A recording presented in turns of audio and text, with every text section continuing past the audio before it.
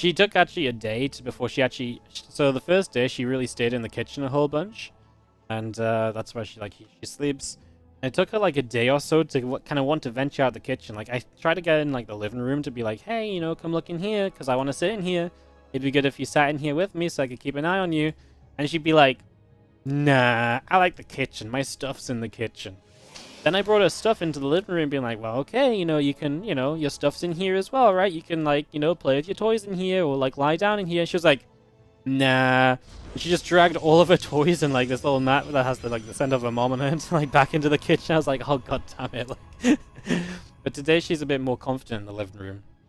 So she's just kind of going room by room and slowly kind of, you know, getting her foot in and figuring the world out. So up the stairs will be, like, a whole new adventure at some point for her, but I think she's got plenty to explore downstairs right now.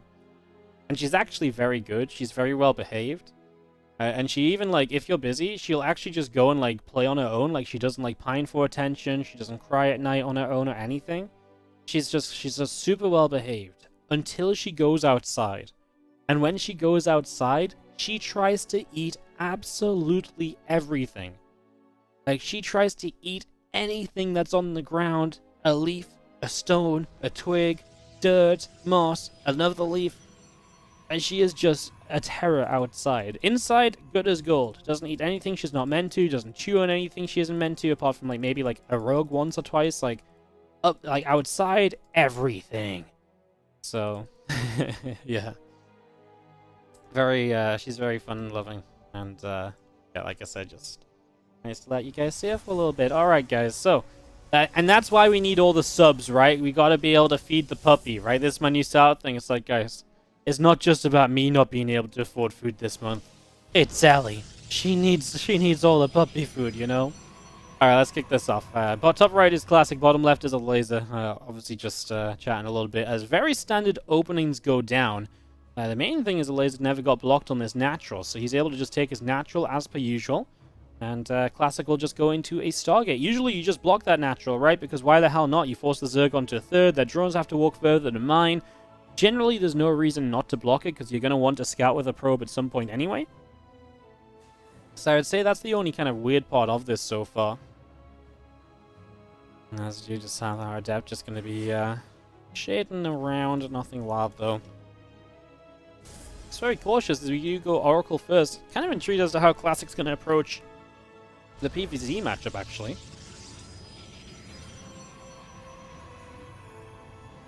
Just going to be seeing that Oracle is on the way up, so just getting that rolling as we do see our link speed coming through. Gonna see that Adept trying to shade up into the main base, not quite successful though, as the Adept does just back up a little bit. And yeah, link speed still coming in, Void Ray coming up as well. Just going to be seeing our Warp Gate coming through in the second gate. We're at the front. Very standard to actually maybe just end up going double Stargate Void perhaps off a third base. We do see a Void Ray on the follow-up to that Oracle at least, so we're already kind of taking some steps towards that.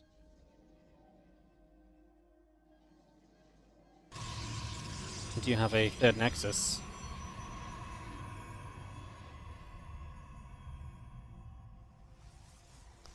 Gonna drop that down. Just gonna see our Twilight Council from Classic coming through as the Void Ray does get an Overlord in the main base. So able to take that down already. And obviously just gonna be seeing that Twilight coming through. So the main thing about the Twilight is that you put it down before the Overlord can see what's next. You don't get to see what's next at the Stargate. You don't get to see if this Twilight's going down or not. You're just trying to deny that information from Elazer, which makes it hard to play perfectly against, you know, what Classic is doing. You can't make the right decisions all of the time because you're not playing with perfect information. You're not fully aware of what's going on in the game. So yeah, you have to be a little bit more cautious about things in that regard, as you do see this Twilight finishing up and now a Dark Shrine on the way in on the main base as well. We do just take one link out to this watchtower, another link out to the top watchtower, and a couple more heading towards the upper right-hand side.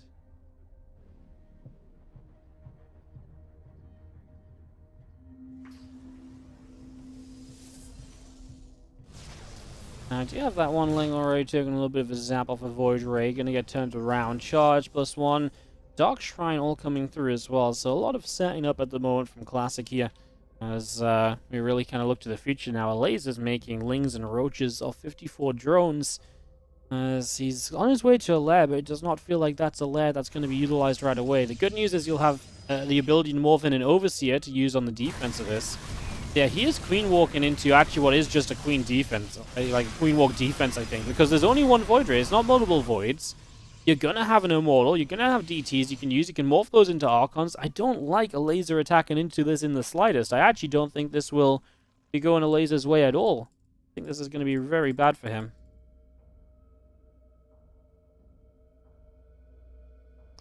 Let's see as our queens continue through.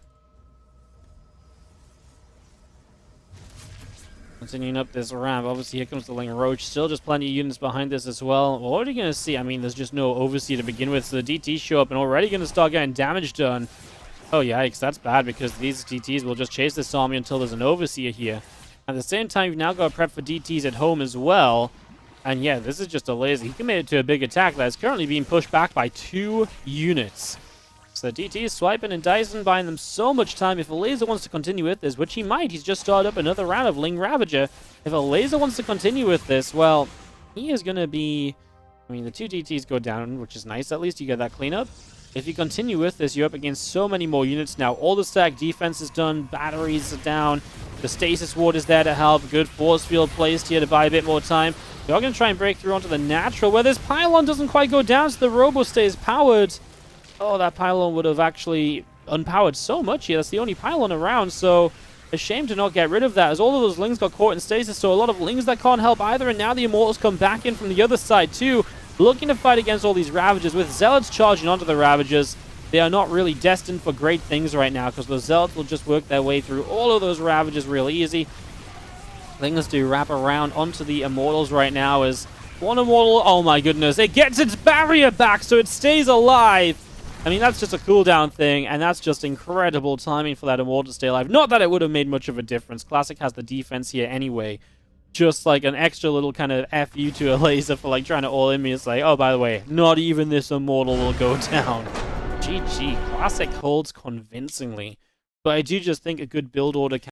Right, top left-hand side, our Blue Protoss player is going to be Classic, who takes a 1-0 lead here in this best of 3. And in the bottom right, it is going to be our Red Zerg player, Elazer. It was exactly when you went AFK. Yeah, that's unlucky. Tell you what, I actually can... I'll leave you guys with this probe for a second. The game will be a little tiny bit laggy, but I can get this clip done at least. Shouldn't take more than a second, really.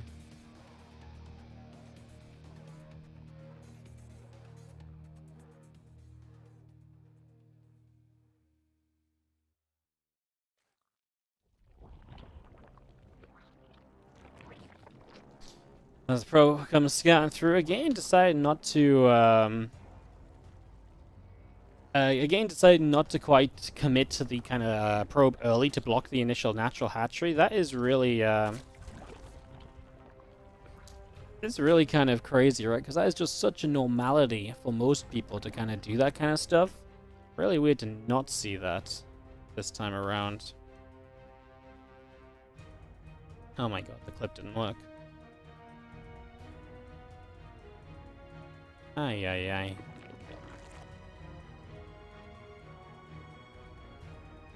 Ay, ay, ay. It's all gone wrong, guys. Alright, all good, all good. Just gonna see our pro pulling back a little bit as we get set up here. It's really not working for some reason. Oh, I fixed it again. Oh. Yeah? Okay, yeah. There we go. I fixed it. Sorry, I know this is probably not important. It just isn't working. Ugh. Okay, it's just not working. Sorry, guys. I tried my best. Alright, someone else can go clip the pupper. Right now, we do have our early game setting up. I mean, to be fair, we missed absolutely nothing in 2.5 minutes because that's how long it takes for anything to really happen in PvZ. It is a Stargate opening once again as we do go onto a third hatchery. Playing on Lightshade here. And that gives us a bit of a smaller rush distance from one side to the other. Obviously, powers up some of the Queen Walks and stuff. And knowing Elazer, I mean, Bambo likes to tell me that Elazer's practiced a lot of late game CVP, but every time I see Elazer playing, he just keeps on going into this kind of aggressive kind of style. Lots of queen walks, lots of aggression. Not so much kind of laying low and letting the game play out and stuff, you know, as you know, just going to be seeing the Adept coming through, and he's going to shade up into the main base. Wanted to, at least, but it's going to cancel, just going to keep itself alive instead. And hang out on the low ground now. So Adept going to pull back through the center of the map. Link speed is coming up. Drones are on the way out, and that Void Ray is in production. With our Warp Gate coming through too. I guess we'll follow this Oracle. So Oracle into Void again. So far, just the same as last game. I wonder if this is just how Classic plays, if this is just kind of the style he likes to go into repeatedly, or if there's maybe something else to it. Once we get all of this up and running, in we go with the initial bit of Oracle damage. Gets 3 drones overall. Not bad at all. Always the kind of damage that adds up a little bit when it's so early in the game. It always ends up being so significant later or further down the line. So that Oracle does well to begin with. Twilight and a Forge now on the way up.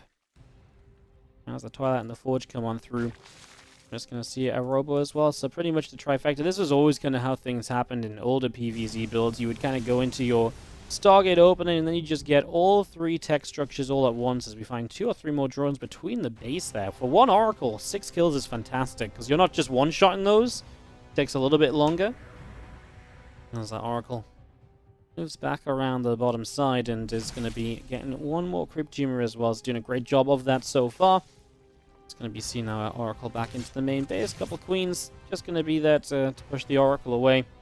And the charge coming up. Plenty more Lings still coming through as well. Approach on about to finish. Lair on the way.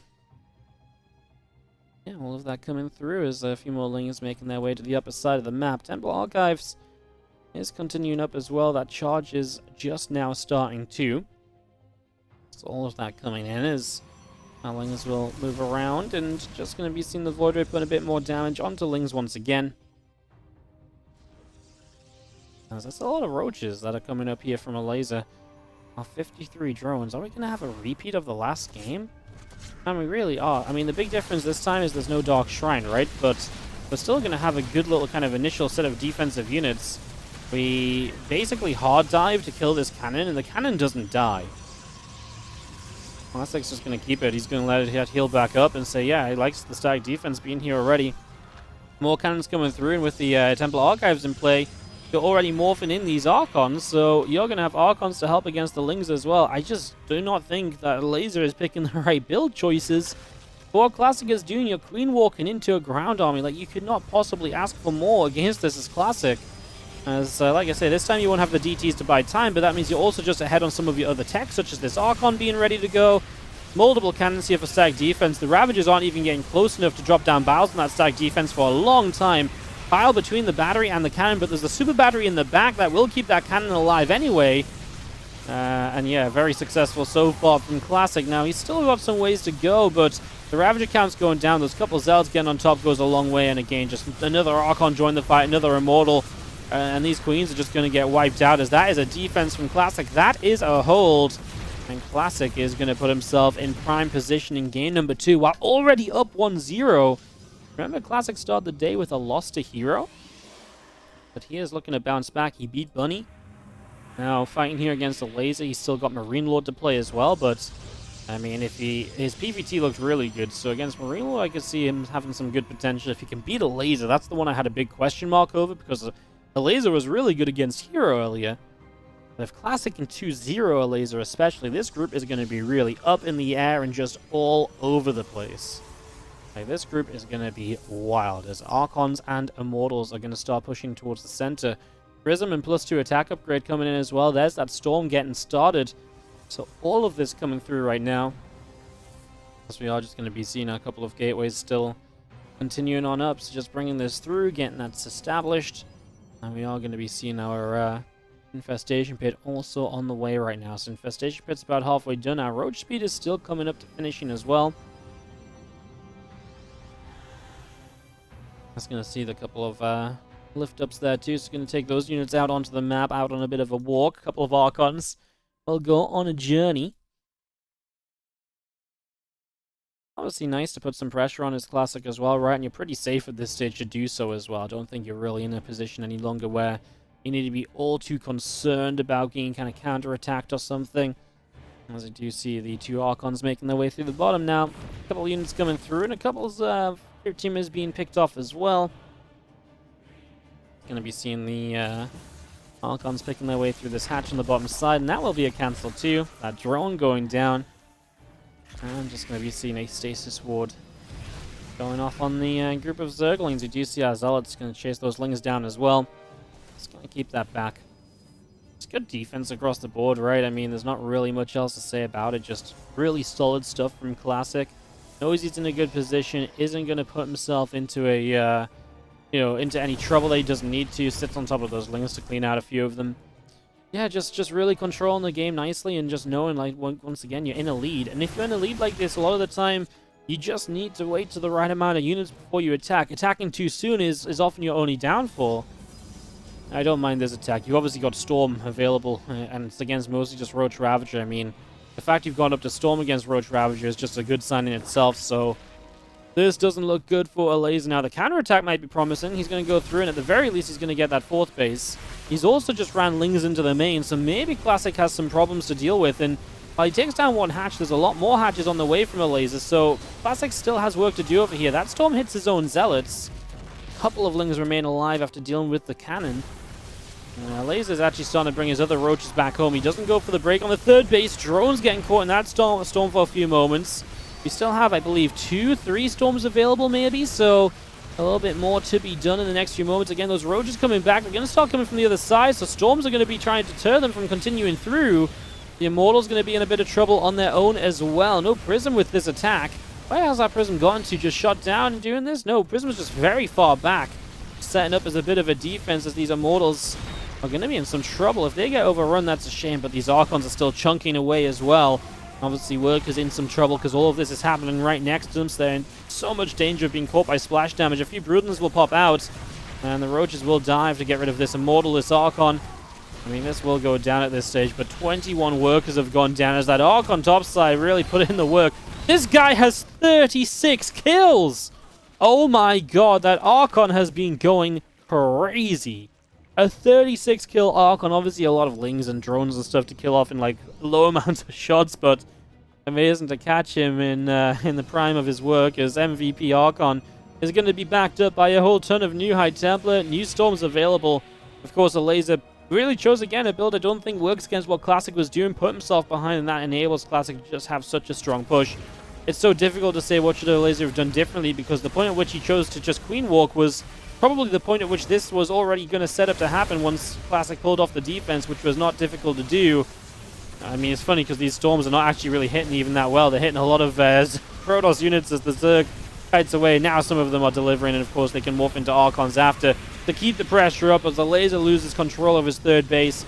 He doesn't have a natural anymore. He's got more Zealots to deal with, and that is Classic on a 2-0. A 2-0 over Elazer is massive news for Classic. That is a real lifesaver in this group because it really bounces him back after losing to Hero.